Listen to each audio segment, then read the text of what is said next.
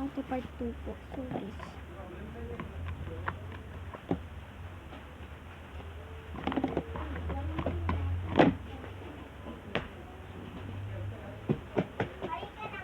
Ayan.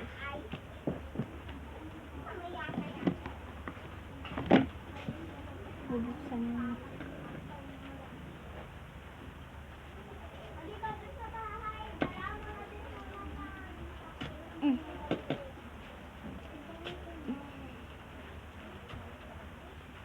Hirap na guys.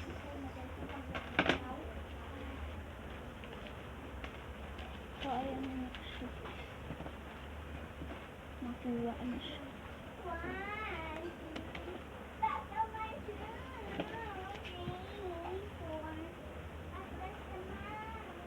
So guys, comment na kayo. Pwede din kayo magpagawa, but pwede din naman kayo magpatanggal. Comment.